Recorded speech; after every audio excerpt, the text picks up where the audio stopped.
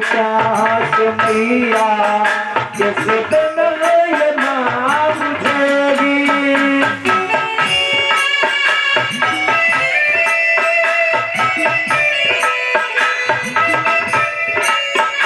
कल तू मां मिलेगी अब देश मात देगी।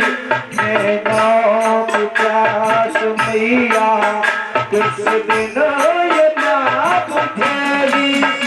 अखियाँ तरस रही हैं, अखियाँ तरस रही हैं, दर्शन को माई से होती नहीं है। मैया तेरी जुदाई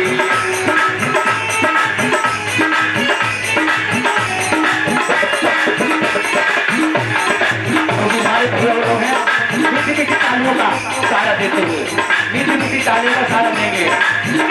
अब तो मैया आजा, अब तो मैया आजा, आजा हो काली माई से होती नहीं है।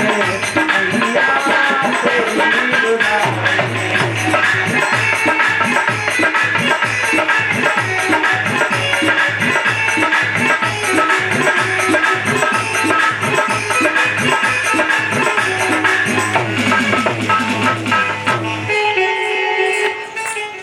जगदम्बा मैया की। सखियों के साथ किशोरी जी आती हैं। अब राम जी सीता जी से 20 वर्ष बड़े हैं। स्वयंवर में तो यही होता था, वो तो अच्छे रहा, नहीं तो 60 साल का मिल जाता। एक अभी कथा सुनाई थी कि वो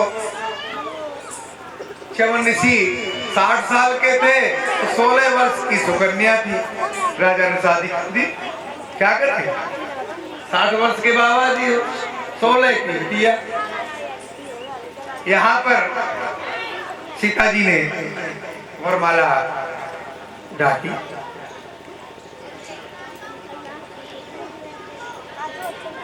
राजकाज बढ़ा। अब पत्र भेजा गया दशरथ जी के यहाँ, बारात लेकर के आए। यहाँ मंत्रणा हुई। कुशध्वज और धर्मध्वज की एक एक बेटी थी। उन्होंने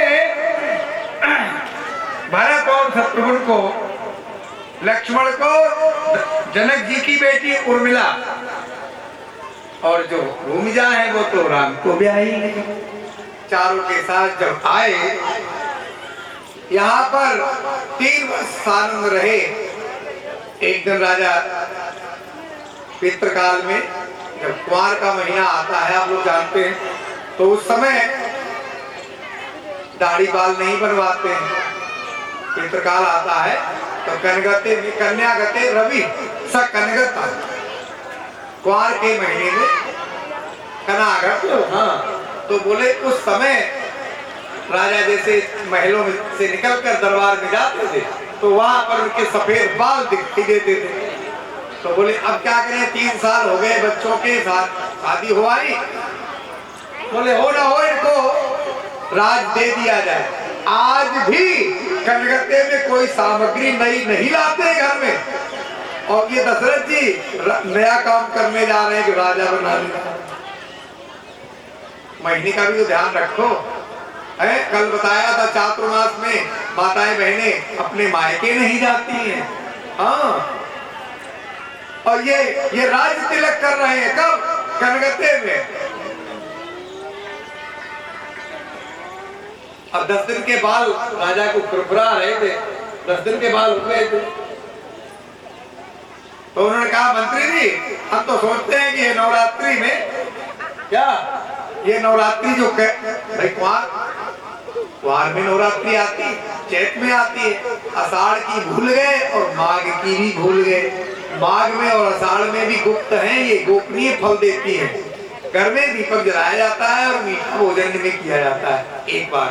और जो कुआर की है, इनमें जो व्रती है वो भोजन नहीं लेता है, फलाहार लेता है। चैत्र में जो व्रती है वो कन्याओं का पूजन करने के बाद सुबह और शाम अपना प्रसाद जो भी फलाहार आदि है लेता है।